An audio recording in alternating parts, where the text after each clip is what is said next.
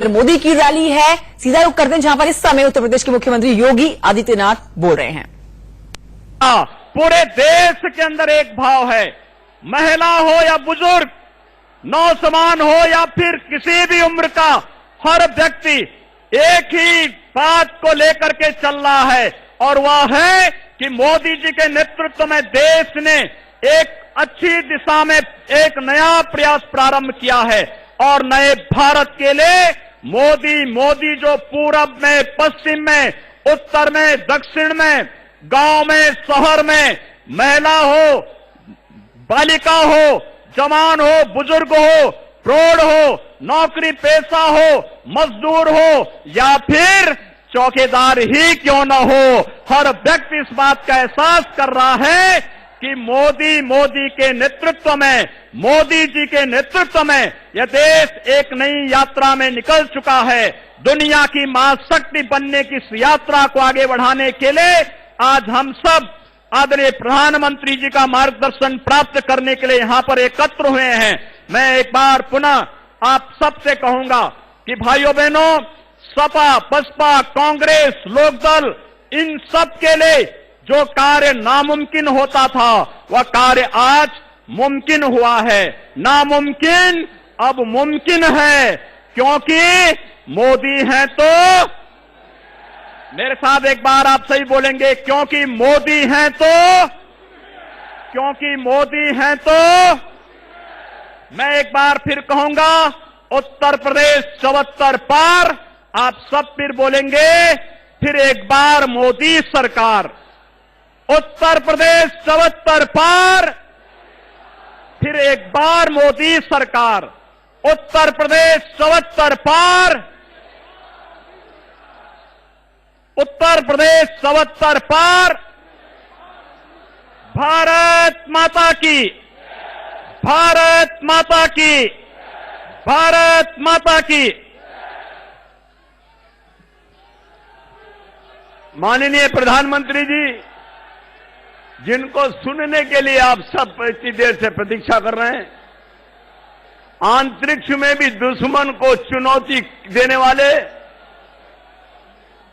भारत के मान सम्मान को संपूर्ण विश्व में स्थापित करने वाले।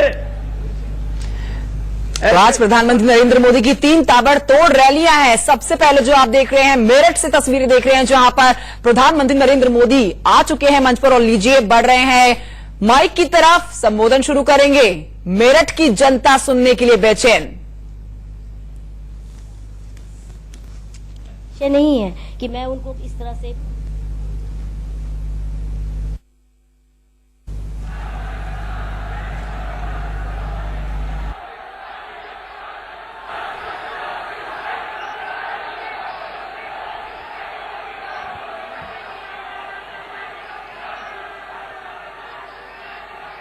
पश्चिमी यूपी के कोने कोने से मेरठ, हापुड़, बिजनौर, मुजफ्फरनगर, बागपत, गाजियाबाद, नोएडा समेत पूरे पश्चिमी उत्तर प्रदेश से यहां पधारे आप सभी बहनों भाइयों को मेरा प्रणाम।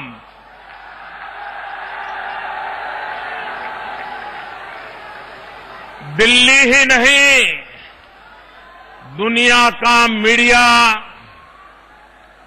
पूरब, पश्चिम, उत्तर, दक्षिण जिसे भी 2019 का जनादेश देखना हो वही जनसलाब को देख सकता है।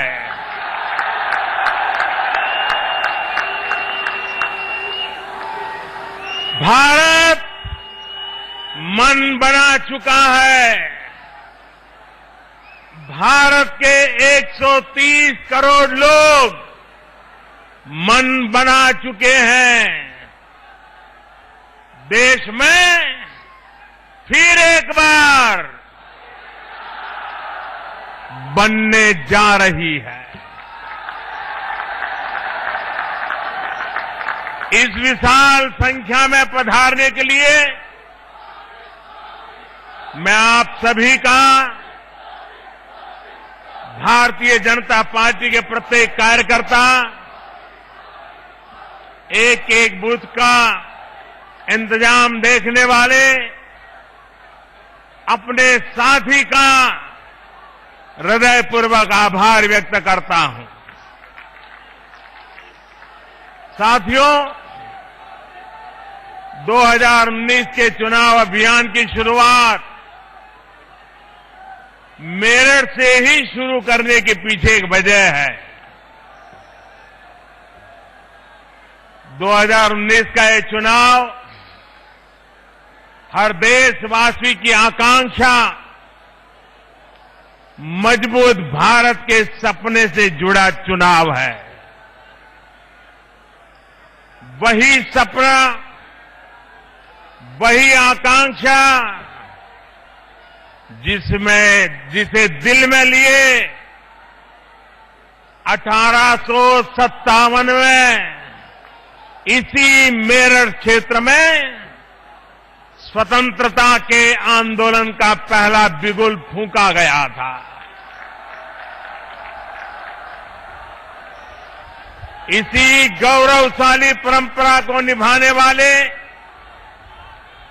सुकमा के नक्सली हमले में शहीद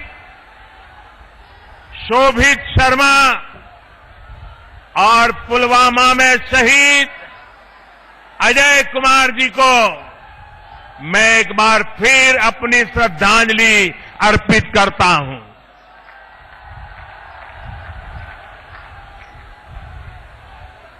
हम सबके आदरणीय चौधरी चरण सिंह जी को भी मैं नमन करता हूं।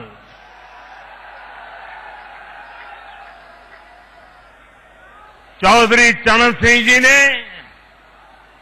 देश के लिए महत्वपूर्ण योगदान दिया। चौधरी साहब देश के उन सपूतों में से हैं जिन्होंने देश की राजनीति को खेत खलिहान और किसान पर ध्यान देने के लिए मजबूर किया। साथियों, 5 वर्ष पहले जब मैंने आप सभी से आशीर्वाद मांगा था तो आपने भरपूर प्यार दिया था।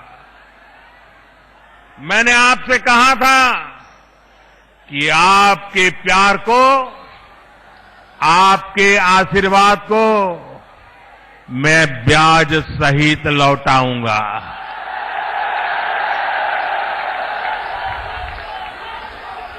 और मैंने आपको ये भी कहा था कि जो काम किया है उसका हिसाब भी दूंगा।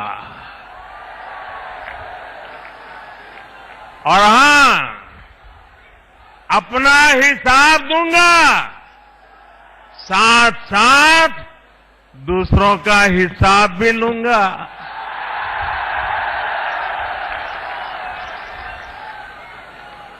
ये दोनों काम साथ साथ चलने वाले हैं और तभी तो होगा हिसाब बराबर।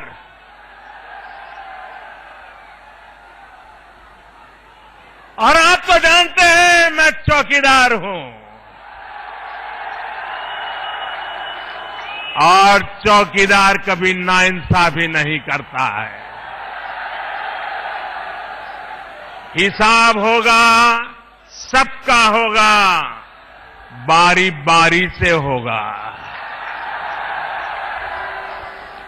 आने वाले दिनों में देश के सामने एनडीए सरकार के 5 साल के काम तो रखूंगा ही, अपने विरोधियों से ये भी पूछने की, जब उनसे पूछूंगा कि जब आप सरकार में थे,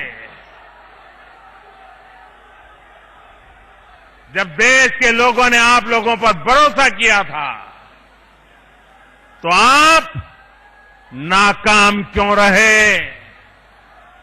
क्यों देश का भरोसा तोड़ा? साथियों, आज एक तरफ विकास का ठोस आधार है, तो दूसरी तरफ न नीति है, न विचार है और न ही कहीं नीयत नजर आती है। एक तरफ फैसले लेने वाली सरकार है, तो दूसरी तरफ दशकों तक फैसले टालने वाला इतिहास मौजूद है। एक तरफ नए भारत के संस्कार है और दूसरी तरफ वंशवाद और भ्रष्टाचार का बोलबाला है। एक तरफ दमदार चौकीदार है और दूसरी तरफ दागदारों की भरमार है। साथियों, हमारा विजन नए भारत का है, ऐसे भारत का जो अपने गौरवशाली अतीत के अनुरूप ही वैभवशाली होगा।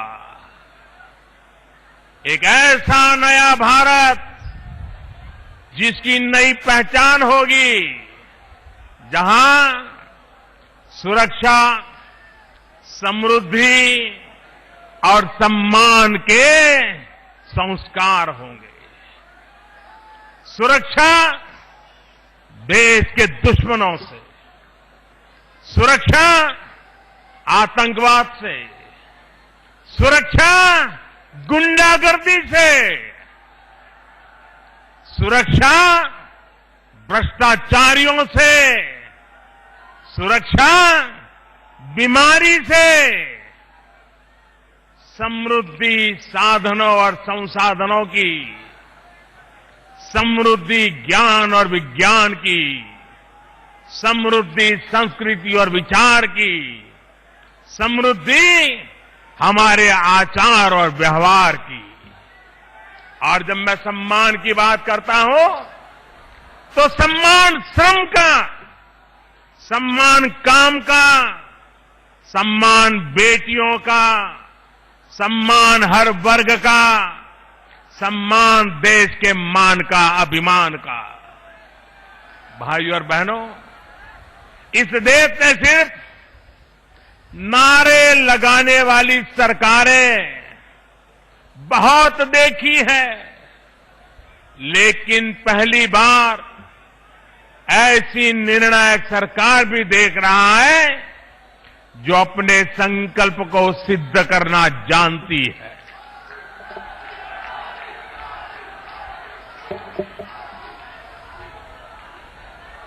जमीन हो, आसमान हो या फिर अंतरिक्ष, सर्जिकल स्ट्राइक का साहस आपके इस चौकीदार की सरकार ने दिखाया है।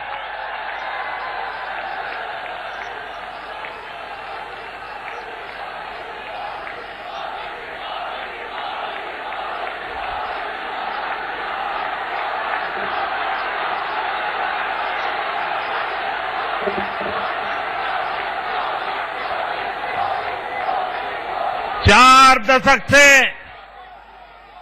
40 साल से हमारे सैनिक वन रैंक वन पेंशन मांग रहे थे। उसको पूरा करने का काम भी इसी चौकीदार ने किया।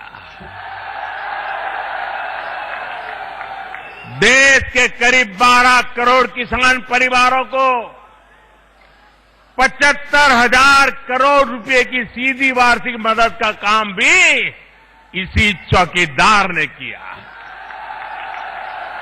के करीब 12 करोड़ किसान परिवारों को 75,000 करोड़ रुपए की सीधी वार्षिक मदद का काम भी इसी चौकीदार ने किया।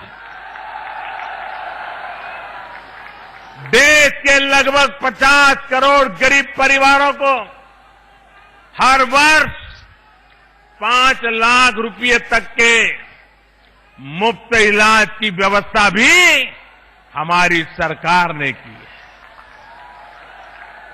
देश के 34 करोड़ गरीबों के लिए जन धन योजना के तहत बैंक खाते भी हमारी सरकार ने खुलवाए हैं।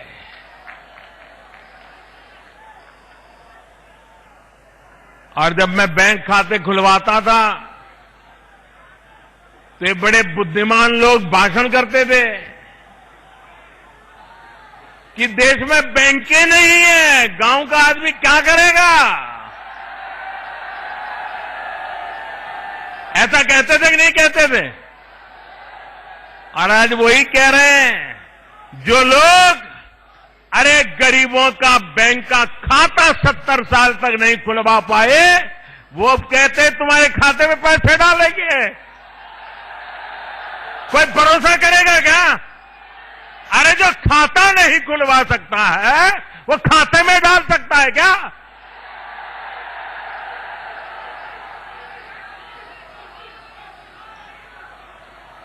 देश की 7 करोड़ से अधिक गरीब बहनों को मुफ्त गैस सिलेंडर देकर धुएं से मुक्ति देने का काम भी आपने हमें सेवा करने का मौका दिया, हमने करके दिखाया। देश भर में 10 करोड़ गरीब परिवारों के घर शौचालय देकर बहनों को इज्जत देने का, जीवन देने का सौभाग्य भी हमें मिला है। 1.5 करोड़ से अधिक गरीब बेघर परिवारों को अपना पक्का घर भी हमारी सरकार ने ही दिया है। देश के 2.5 करोड़ से अधिक गरीब परिवारों तक पहली बार बिजली कनेक्शन देने का काम भी हमने ही किया है।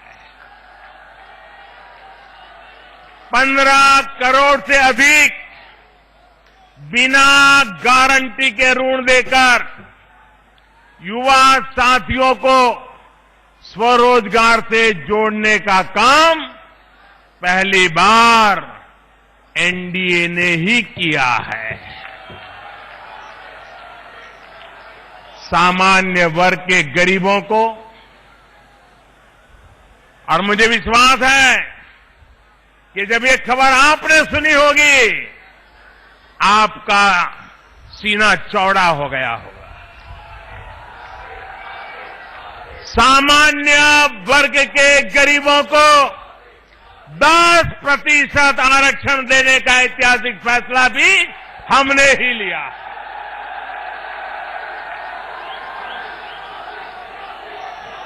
देश के ईमानदार करदाताओं को 5 लाख रुपए तक की कर योग्य आय पर टैक्स 0 करने का रिकॉर्ड भी हमही ने बनाया है। साथियों, समाज का ऐसा कोई व्यक्ति नहीं है और देश का ऐसा कोई कोना नहीं है जो विकास के हमारे इन कामों से अछूत रहा हो।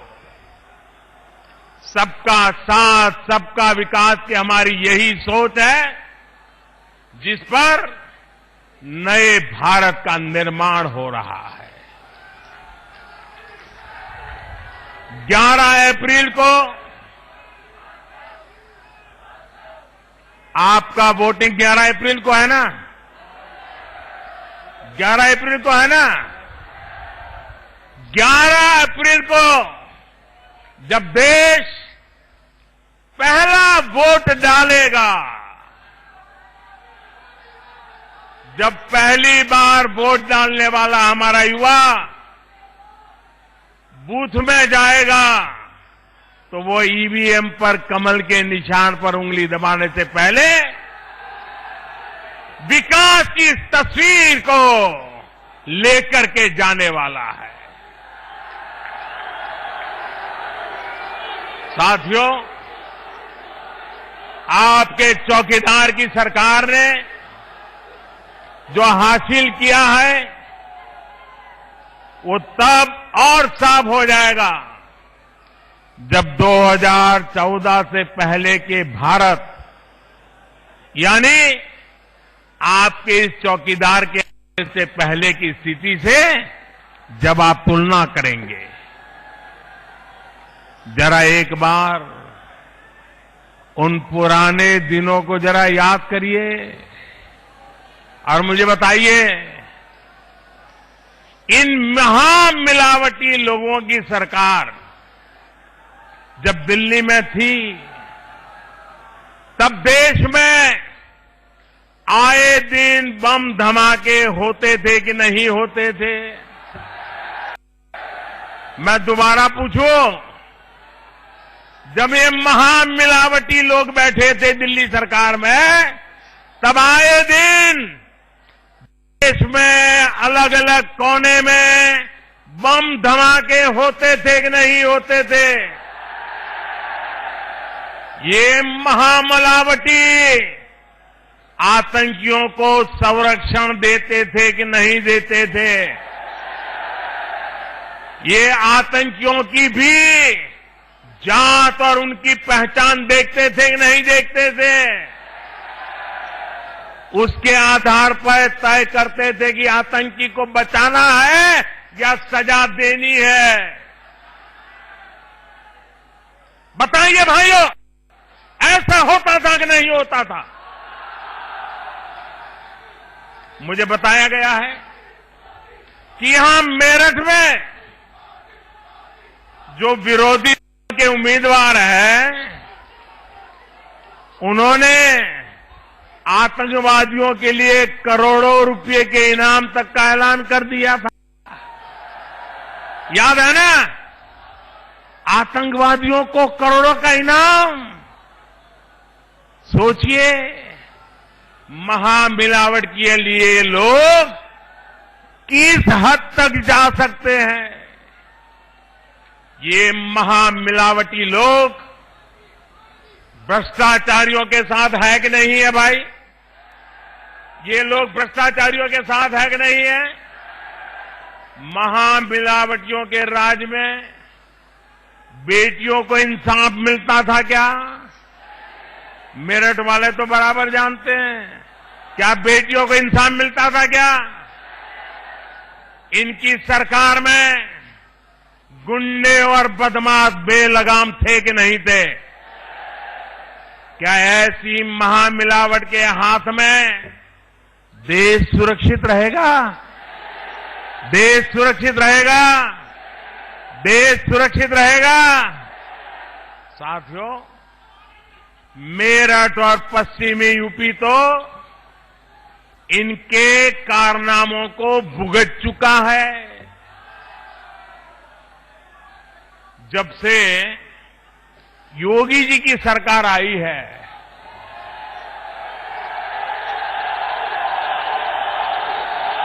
तब से गुंडों और बदमाशों में डर है, भय है। बेटियों के साथ अत्याचार करने वाले आज 100 बार सोचते हैं कि नहीं सोचते हैं? क्योंकि आपके इस चौकीदार ने ऐसे लोगों को फांसी तक का प्रावधान कर लिया है। ये बातें मैं आपको इसलिए बता रहा हूं क्योंकि हम सभी मिलकर बीते 5 वर्षों में भारत को जिस स्थिति से निकाल कर लाए हैं, इसको और मजबूत करना है।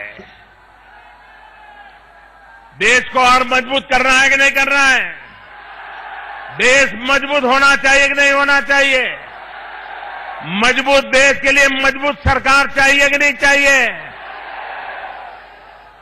अगर इन महामिलावटी लोगों को ये जरा बराबर उत्तर प्रदेश के लोग समझ लें, अगर इन महामिलावटी लोगों को जरा भी मौका मिल गया तो ये देश उस पुरानी स्थिति में जाने में जरा भी देर नहीं लगने वाली। ये कितने बेचैन हैं, कितने बौखलाए हैं। ये 2 महीने से देश बहुत साफ साफ देख रहा है। भाइयों और बहनों, आज स्थिति है कि कुछ दिन पहले तक जो लोग इस चौकीदार को चुनौती देते फिरते थे, अब रोते फिर रहे हैं। मोदी ने ये क्यों किया? मोदी ने वो क्यों किया? ये मोदी ने पाकिस्तान में आतंकियों को घर में घुसकर क्यों मारा? ये मोदी ने आतंकियों के अड्डे को नष्ट क्यों किया? रो रहे हैं।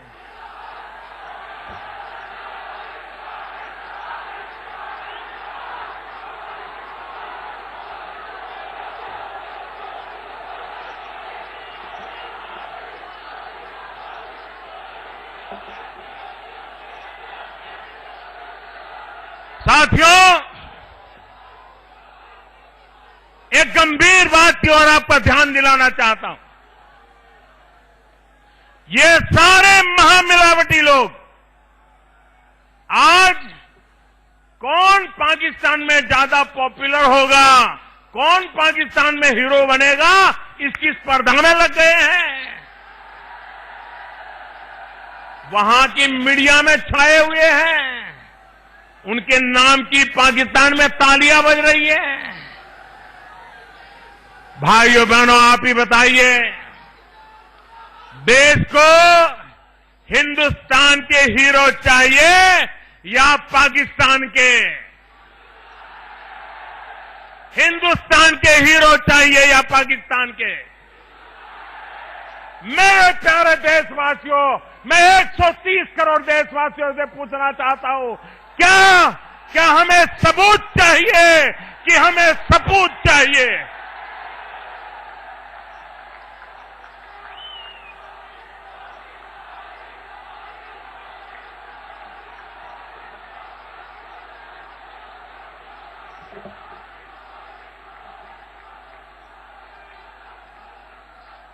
मेरे देश के सपूत, यही मेरे देश का सबसे बड़ा सबूत है।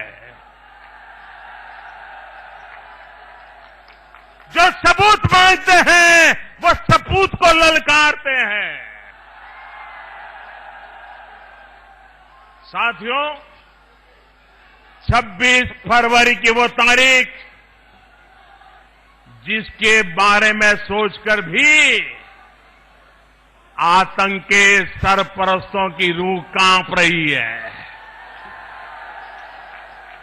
लेकिन पल भर के लिए सोचिए मेरे मेरठवासी, जरा सोचिए कि 26 फरवरी को हमारे देश के वीर सैनिकों ने पराक्रम किया, अगर उसमें थोड़ी सी भी गड़बड़ हो जाती तो क्या होता? थोड़ा सा ऊपर नीचे हो जाता तो ये लोग मेरे साथ क्या करते? पुतले जलाते कि नहीं जलाते? मुझे नोच डालते कि नहीं डालते? मेरा इस्तीफा मांगते कि नहीं मांगते? काले झंडे निकालते कि नहीं निकालते? दुनिया भर की गालियां देते कि नहीं देते? भाइयों बहनों, आप बताइए, ये कोई चुप नहीं बैठते। और अगर ऐसा होता, दुनिया भर की गालियां देते कि नहीं देते? भाइयों बहनों, आप बताइए, ये कोई चुप नहीं बैठते। और अगर ऐसा होता तो सारा दोष किसको देते? किसको देते? मोदी को ही देते ना? देते कि नहीं देते? भाइयों और बहनों,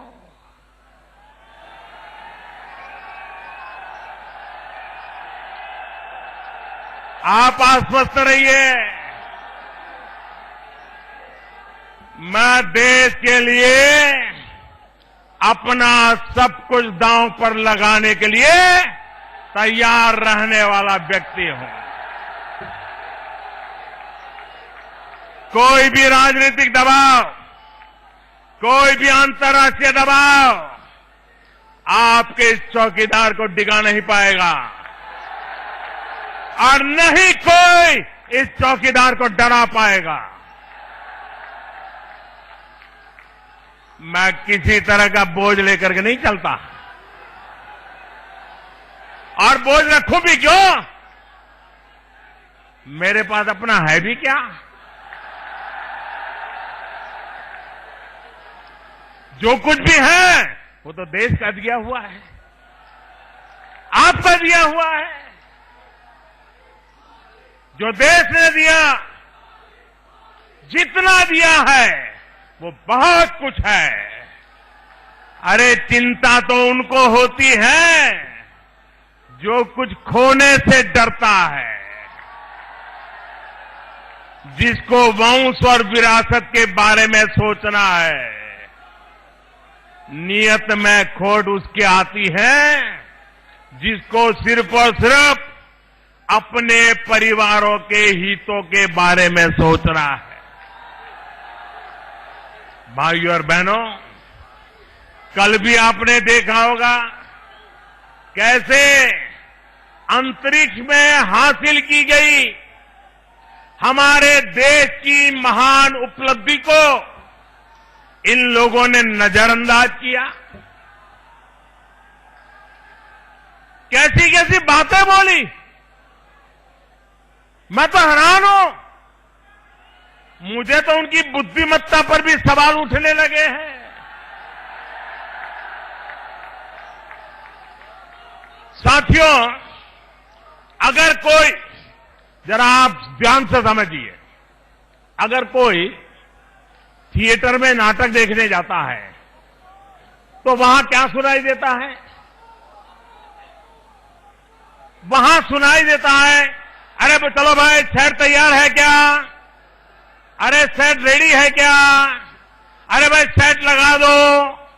अरे सेट लागू हुआ होगा क्या? नहीं, ऐसा आता ही नहीं शब्द। थिएटर में जहां ड्रामा होता है वहां सेट की सजावट, नया सीन आएगा तो नया सेट, ये सेट शब्द थिएटर में बड़ा कॉमन होता है, बार बार सुनाई देता है। कुछ बुद्धिमान लोग ऐसे हैं, जब कल मैं ए सेट की बात करता था तो कंफ्यूज हो गए, समझे कि मैं थिएटर के सेट की बात कर रहा हूं।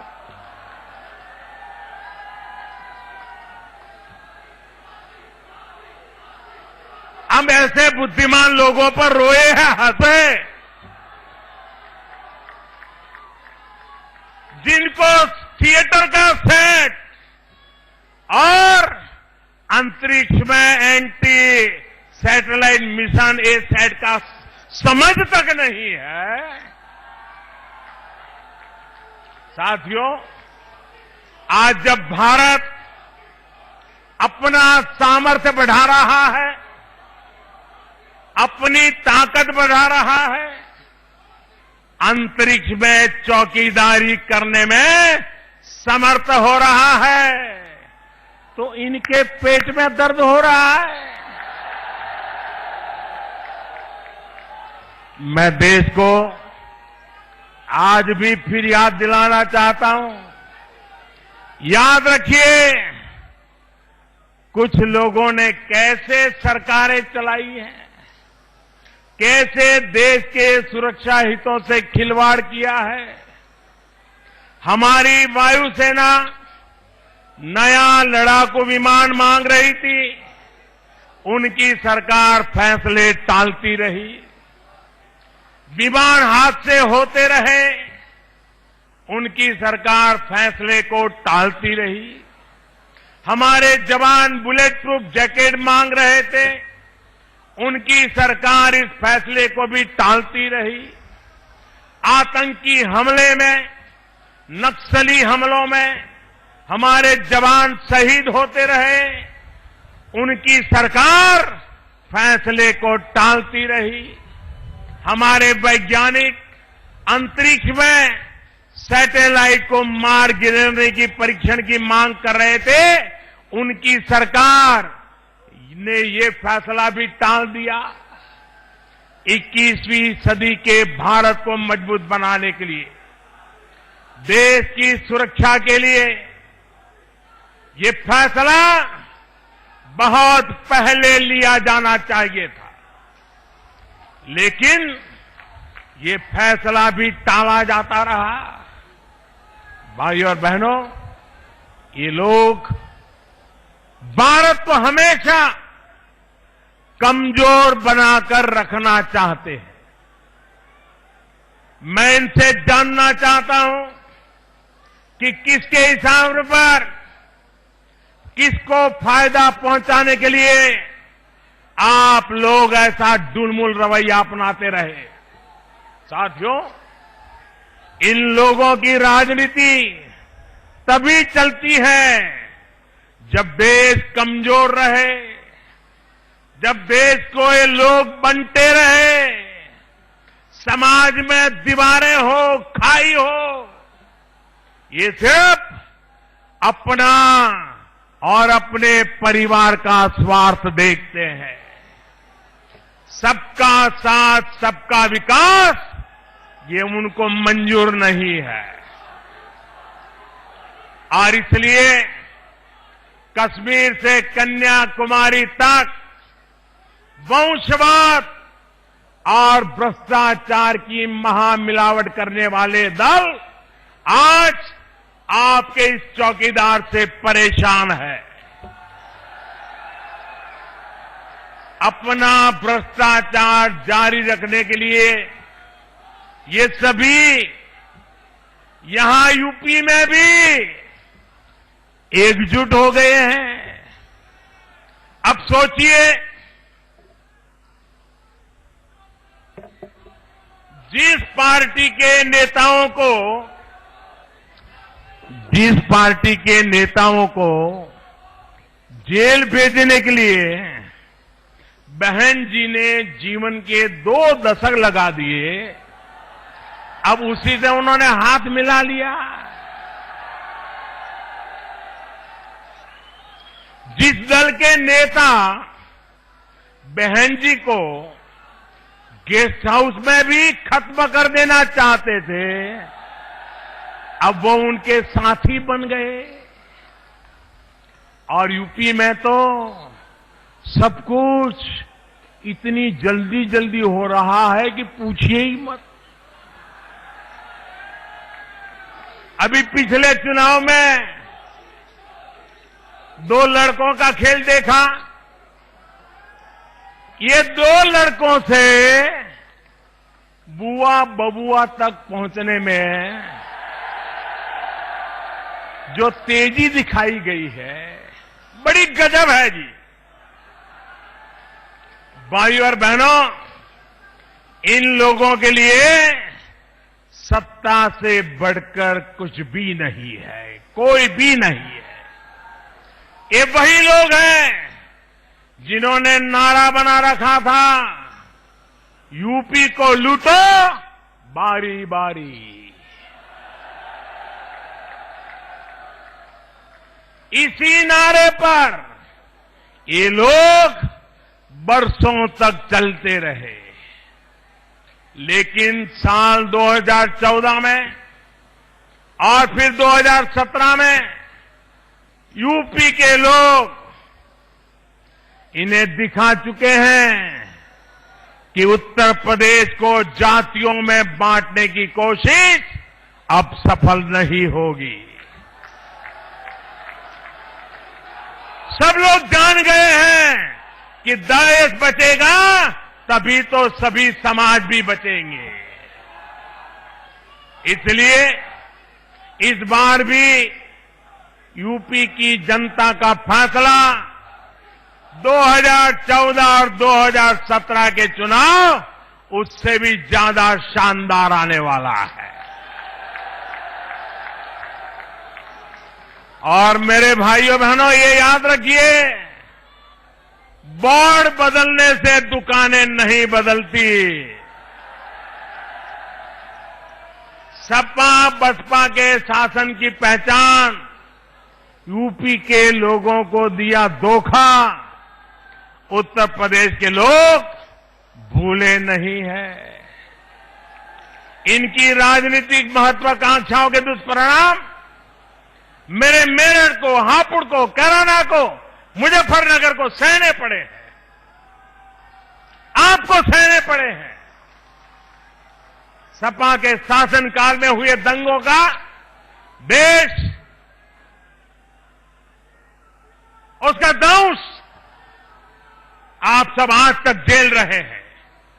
यहां स्थिति ये हो गई थी कि लोगों को अपना घर तक छोड़कर भागना पड़ा था। गुंडा राज किस तरह कायम था, आप इसके लिए भुक्तभोगी रहे हैं।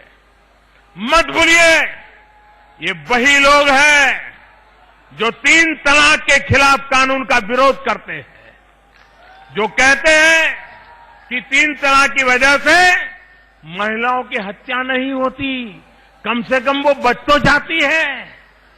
क्या दिमाग है इन लोगों का? सोचिए किस तरह सोचते हैं लोग। मुझे तो ये भी पता चला है कि पिछले चुनाव में ऐसे ही लोगों के दबाव में मुस्लिम महिलाओं को वोट देने के लिए बाहर नहीं निकलने दिया गया। मैं हर मतदाता से आग्रह करूंगा, कितना भी दबाव हो, आपके वोट के अधिकार को जाने मत दीजिए। हिंदू हो, मुसलमान हो, भाई हो, बहन हो, युवा हो, शहरी हो, ग्रामीण हो, हर किसी ने वोट करना चाहिए। और इसलिए जो आप पर अत्याचार करते हैं उनके खिलाफ, अत्याचार करते हैं उनके खिलाफ, उनकी हरकतों को, उनके बयानों को आप भूले नहीं। उन्हें सजा देने के लिए 11 अप्रैल को अपने घर से जरूर बाहर निकले। भाइयों और बहनों, आप सभी साक्षी हैं कि कैसे इन्होंने यूपी के नौजवानों को भी धोखा दिया है, उन्हें भर्ती के नाम पर ठगा है। मेरठ सहित यूपी के हजारों नौजवानों का भविष्य कैसे कोर्ट कचहरी की फाइलों में दबा दिया गया था। मैं बधाई दूंगा योगी जी को, उनकी टीम को। उन्होंने इन महामिलावटी लोगों के पाप से बाहर निकालने का प्रयास किया। अब जो भर्तियां हो रही है उससे पश्चिम यूपी के हजारों युवा साथियों को लाभ हो रहा है। साथियों, यही स्थिति गन्ना किसानों की थी। मत भूलिए, बसपा के शासन में प्रदेश की चीनी मिलों को अपने कारोबारियों को औने पौने दाम पर बेच दिया गया था। बेचा था कि नहीं बेचा था? मत भूलिए, समाजवादी पार्टी के शासन में गन्ना किसानों को अपना ही पैसा पाने के लिए अपमानित होना पड़ता था, लंबा इंतजार करना पड़ता था।